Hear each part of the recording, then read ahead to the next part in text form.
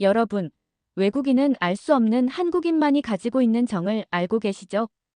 이것 때문에 오해가 생겨 집을 나가겠다는 며느리가 있습니다. 다름 아닌 미국에서 온 며느리인데요. 한국 남자를 만나 뱃속에 임신을 하고 있는 상태인데도 집을 나가서 미국으로 가겠다고 합니다. 시어머니와의 갈등 때문이라고 하는데요. 남편이 말려도 말을 듣지 않는다고 하는데요. 과연 미국 며느리에게 무슨 일이 생겼길래 이렇게 무모해 보이는 행동을 하고 있는 걸까요? 그럼 미국 며느리에 대한 오늘의 사연 시작하겠습니다. 그 전에 1초 만에 누를 수 있는 좋아요와 구독 버튼을 꾹 눌러주신다면 영상 제작에 큰 힘이 됩니다. 안녕하세요. 한국에 거주하고 있는 미국 애틀란타 출신 제시카입니다. 저는 한국인 남편과의 운명적인 만남으로 한국으로 이민 와 살고 있어요. 현재 임신 8개월로 한 달 뒤면 새로운 생명을 품에 안게 됩니다. 제가 미국인이라는 이유로 미국의 많은 친구들이 저를 걱정하며 본국으로 귀국해 선진국인 미국 병원에서 출산하는 게 좋지 않겠냐고 권유하고 있어요. 하지만 그 친구들에게 이 글을 통해 간절히 알려주고 싶습니다. 제가 지금 세계 최고의 의료 선진국에 살고 있다는 것을, 그리고 미국에 돌아갈 필요가 전혀 없다는 걸 말이에요. 저는 미국에서 10대 시절 인생의 가장 소중한 두 기둥을 모두 잃었습니다. 어머니는 제가 초등학생이었을 때 말기 암 판정을 받으셨어요. 지금도 생생히 기억나는 그 절망적인 순간들. 말기까지 진행된 채 발견하게 된 가장 큰 이유는 바로 병원의 과실 때문이었습니다. 처음 갔던 병원에서는 어머니의 증상을 대수롭지 않게 여겼고 오진으로 인해 암을 발견하지 못했죠. 정밀 검사의 기회도 놓쳤습니다. 그렇게 소중한 시간들이 흘러가 버린 후 발견했을 때는 이미 손 쓸 수 없는 상태가 되어버렸어요. 그럼에도 불구하고 아버지는 마지막 희망의 끈을 놓지 않으시며 할 수 있는 모든 치료를 받도록 애쓰셨습니다. 하지만 미국 의료계의 냉혹한 현실 앞에서 우리 가족은 무너져갔어요. 단 한 번의 진료만으로도 천문학적인 돈이 나가는 것이 미국 의료계의 현실이었거든요. 그 엄청난 비용을 감당하기 위해 아버지는 하루 종일 쉬지 않고 일하는 쓰리잡을 뛰셨습니다. 아버지의 등은 점점 구부정해졌고 얼굴은 날로 야위어 갔어요. 결국 어머니는 우리 곁을 떠나셨습니다. 하지만 고통은 거기서 끝나지 않았어요. 아버지는 어머니가 돌아가신 후에도 감당할 수 없는 대출금과 병원비를 갚기 위해 계속해서 자신의 몸을 혹사하셨어요. 밤낮 없이 일하시는 아버지의 모습을 보며 어린 제 마음은 하루하루 찢어져 갔습니다. 그리고 결국 아버지마저도 제가 중학생이었을 때 극심한 스트레스로 인한 심장마비로 세상을 떠나셨어요. 만약 제 가족 같은 평범한 사람들도 감당할 수 있는 합리적인 병원비나 의료보험이 있었다면 아버지께서 그렇게 일찍 돌아가시지는 않았을 겁니다. 그 후 저는 할머니와 할아버지의 손에서 자랐어요. 두 분도 넉넉하지 못한 살림에 갑작스럽게 저까지 떠맡게 되어 많은 고생을 하셨죠. 하지만 두 분은 한 번도 저를 부담스러워하지 않으셨고 오히려 더 큰 사랑으로 감싸주셨습니다. 다행히 주변 지인들의 도움을 받아 처음 어머니를 오진한 병원에 민사소송을 걸어 승소하여 보상금을 받을 수 있었습니다. 하지만 아무리 많은 돈을 준다고 해도 죽은 사람이 살아 돌아올 수는 없잖아요. 그 돈은 저에게 위로가 될 수 없었어요. 저는 언제나 부모님의 빈자리를 가슴 깊이 느끼며 자랐습니다. 졸업식이나 생일 같은 특별한 날에는 더욱 부모님이 그리웠어요.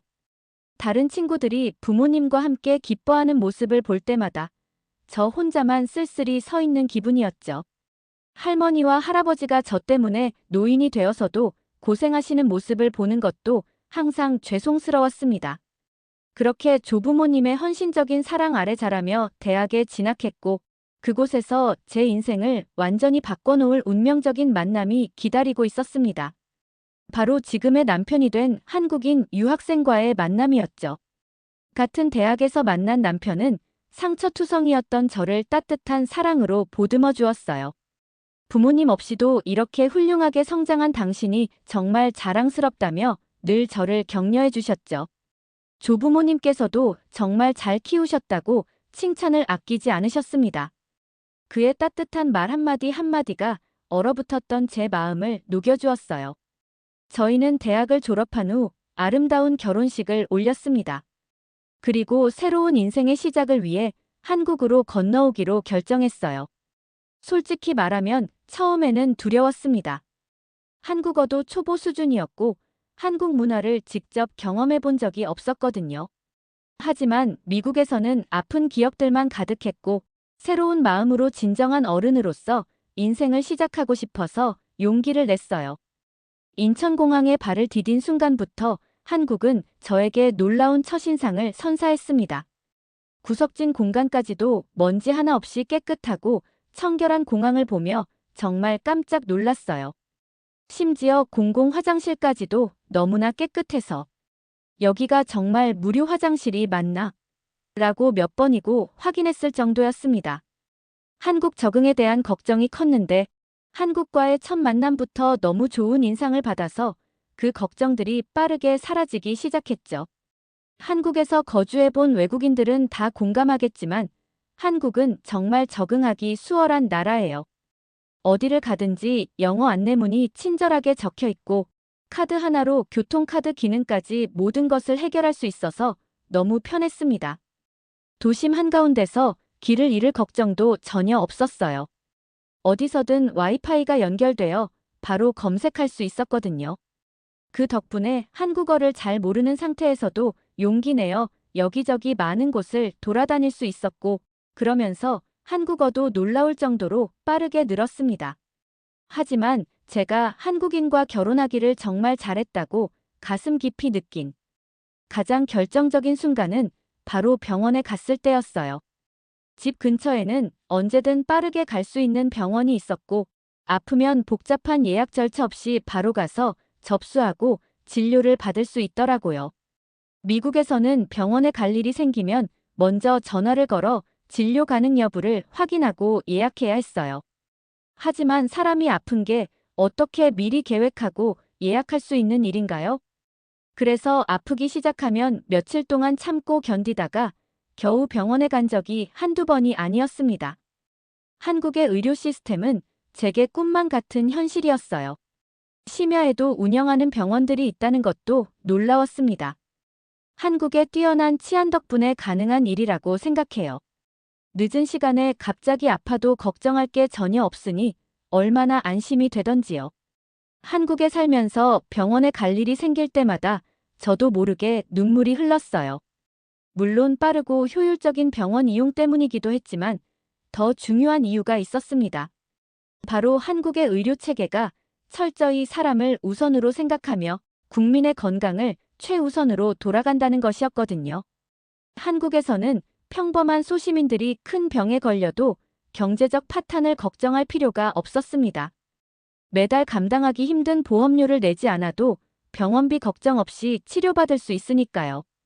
처음 한국에 와서 임신 계획을 세우며 남편과 함께 건강검진을 받았을 때의 일이 아직도 생생해요.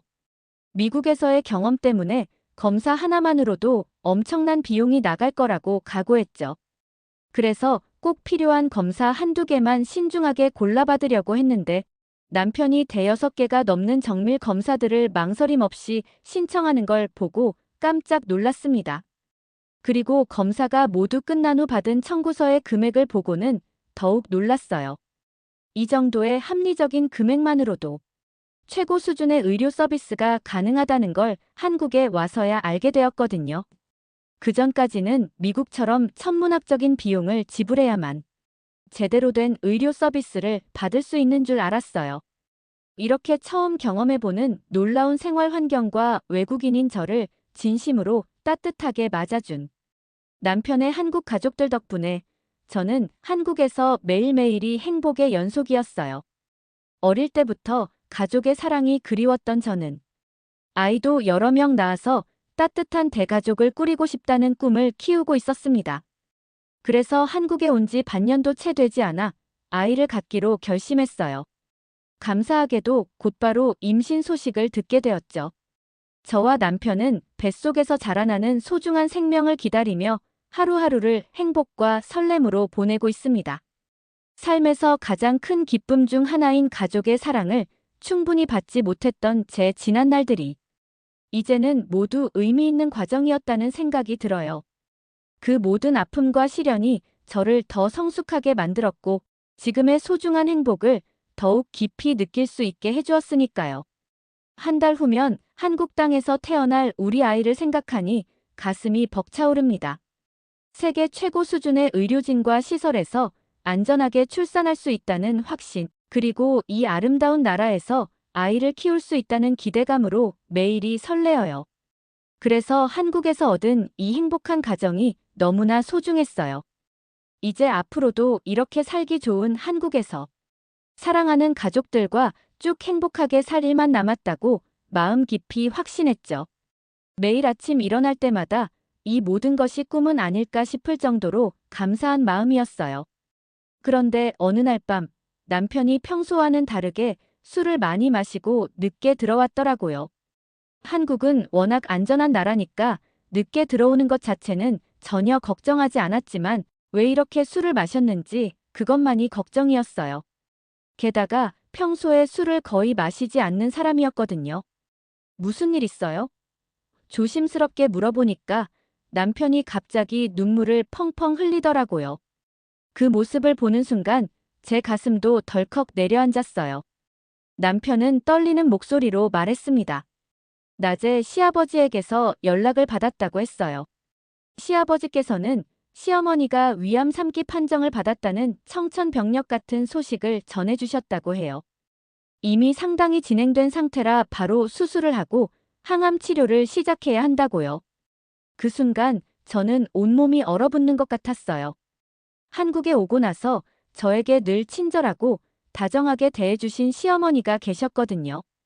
부모님 없이 자란 저를 안타까워하시며 늘 우리 딸이라고 하면서 진심으로 사랑해주신 시어머니가 그런 큰 병에 걸렸다니. 저도 그 이야기를 듣자마자 참았던 눈물이 쏟아져 내렸어요. 게다가 이 상황이 어린 시절 제 친어머니의 상황과 너무나도 비슷해서 더욱 무서웠어요. 한국의 의료 복지와 의료진들의 실력이 세계 최고 수준이라는 건 잘 알고 있었습니다. 그럼에도 불구하고 저는 과거의 아픈 기억들이 물밀듯이 떠오르면서 공포에 사로잡혔어요. 그만큼 과거에 겪었던 어머니의 죽음이 제게는 깊은 트라우마로 남아 있었던 것 같아요. 그래도 다행이었던 것은 과거 친어머니 때와는 달리 이곳은 바로 한국이었다는 거였죠. 남편 가족들은 특별히 큰 부자는 아니었지만 시어머니는 경제적 부담 없이 곧바로 병원에 입원할 수 있는 한국이었어요. 시어머니는 진단 직후 바로 수술 날짜를 잡고 위험한 종양을 제거하는 대수술을 받으셨습니다. 암이 꽤 진행된 상태였기 때문에 그 후로 장기간 병원에 계속 입원해 계셨고요. 항암 치료와 방사선 치료 등 필요한 모든 치료를 입원한 상태로 차근차근 받게 되셨어요. 수술이 끝나고 면회가 가능한 일반 병실로 옮기셨다는 소식을 듣자마자 저는 아침 일찍부터 곧바로 병원으로 달려갔습니다. 저를 그토록 아끼고 사랑해주시는 시어머니를 제 손으로 직접 간병하고 싶었어요. 제 친어머니가 아프셨을 때는 제가 너무 어려서 제대로 보살펴드리지 못했습니다. 어린 나이라 어쩔 수 없는 일이었지만 그래도 그것이 돌아가신 어머니께 늘 죄송하고 미안한 마음으로 남아있었어요. 이번만큼은 그런 후회를 절대 남기지 않으리라 마음속 깊이 다짐했죠. 제 손으로 정성껏 시어머니를 꼭 다시 건강하게 만들어드리고 싶었고요. 그렇게 간절한 마음으로 병실 앞에 찾아간 첫날, 저는 크게 당황할 수밖에 없었습니다. 시어머니 얼굴도 제대로 보지 못했는데 시아버지가 저를 데리고 병실 밖으로 나오시더라고요. 그리고 저에게 지금은 돌아가는 게 좋겠다고 하셨습니다. 일반 병실로 옮기기는 했지만 아직 시어머니가 몸이 많이 약한 상태라고 하셔서 제가 옆에서 간병하겠다고 말씀드렸지만 시아버지는 제일 보호자는 본인이시라며 자기가 돌보겠다고 하셨어요. 그래서 그날 저는 시어머니 얼굴조차 보지 못한 채 허탈한 마음으로 집으로 돌아올 수밖에 없었습니다. 하지만 포기할 수 없었어요. 며칠 후 다시 찾아갔습니다. 그때는 시어머니가 조금이라도 좋아지셨을 거라고 기대했거든요. 시어머니가 평소 좋아하셨던 동네 반찬가게 사장님에게 특별히 부탁해서 몇 가지 정성스러운 반찬까지 준비해서 병원으로 갔죠. 그러나 돌아온 반응은 첫날과 똑같았습니다. 지금은 만나기가 힘들 것 같으니까 돌아가라는 거였죠. 반찬까지 준비해서 왔는데 또다시 거절을 당하니까 이제는 더 이상 참을 수가 없더라고요. 저는 시아버지에게 단호하게 말했어요. 제가 며느리인데 시어머니가 괜찮으신지 확인해야 하는 거 아닌가요? 난감한 얼굴을 하시는 시아버지를 뒤로하고 시어머니가 계신 병실로 들어갔습니다. 당연히 늘 그랬듯이 반갑게 맞아주실 거라고 생각하며 어머니하고 다정하게 불렀어요. 그런데 돌아온 대답은 차갑기 그지없었습니다. 왜 왔냐는 물음이었어요. 그리고 시아버지를 불러서 저를 데리고 빨리 나가라고 하셨어요. 저는 돌변한 시어머니의 태도에 정말 크게 당황했습니다. 반찬까지 정성껏 준비해서 왔다고 하며 얼마나 걱정했는지 말씀드렸는데도 변함이 없으셨어요. 시어머니는 저에게 앞으로는 찾아오지 않았으면 좋겠다고 단호하게 말씀하셨습니다. 저는 이 말에 너무나 큰 충격을 받았어요. 왜 그러시는지 간절히 물어봐도 명확한 답변을 들을 수 없었습니다. 그냥 사람들이 많으면 걸리적거리고 부담스럽다며 2번 다시 병원으로 찾아오지 말라고 하셨어요. 그 태도가 너무나 차가워서 저는 눈물을 참으며 병실을 나올 수밖에 없었습니다. 집에 돌아와서는 정말 많이 울었어요. 혹시 제가 외국인이어서 그런 건 아닐까 하는 생각까지 들었습니다. 주변 사람들에게 외국인 며느리를 보이기 싫어하시는 건 아닐까 싶어서 더욱 마음이 아팠어요. 저에게 지금껏 진짜 어머니처럼 따뜻하게 대해주셨던 시어머니셨기에 저는 하루하루 집에서 시어머니를 그리워하며 보냈습니다. 그리고 깊은 죄책감도 들었어요. 남편은 정기적으로 병원을 방문하며 시어머니를 만나고 있었거든요. 남편이 전해주는 소식만 듣고 있으니 마음이 너무 불편하고 괴로웠어요. 나도 엄연한 며느리이고 가족인데 시어머니를 전혀 돌보지 못하고 있다는 죄책감이 날이 갈수록 커져만 갔습니다. 며느리도 자식의 한 사람이에요. 게다가 저를 그렇게 잘 보살펴 주신 시어머니는 당연히 제가 간병해야 한다고 생각했고요. 남편은 태교에만 집중하라고 했지만 그럴 수가 없었죠.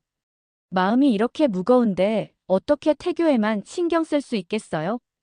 결국 저는 몰래 시어머니를 뵙고 오기로 마음먹었습니다.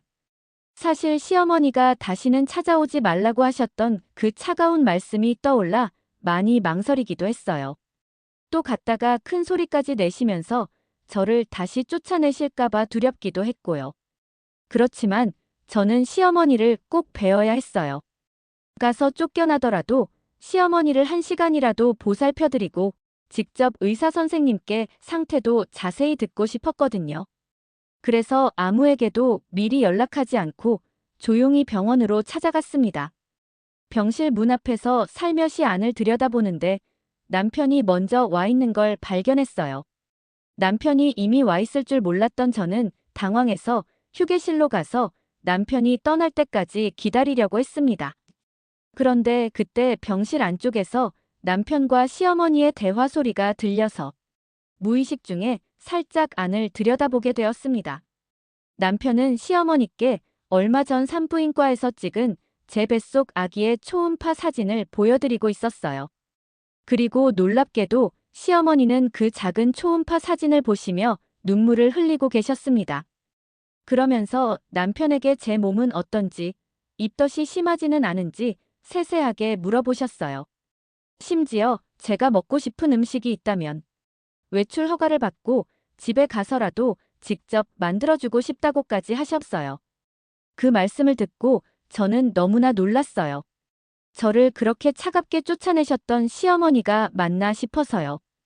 그래서 저도 모르게 병실 안으로 성큼 들어가서 남편과 시어머니를 불렀어요. 두 분은 깜짝 놀라셨죠. 저는 시어머니께 간절히 물었어요. 어머니, 저를 그렇게 걱정하시면서 왜 찾아오지 말라고 그렇게 냉정하게 쫓아내셨나요? 그러자 남편이 나서서 자세히 설명해 주었습니다. 시어머니는 제 건강을 염려하셔서 일부러 그런 거라고요.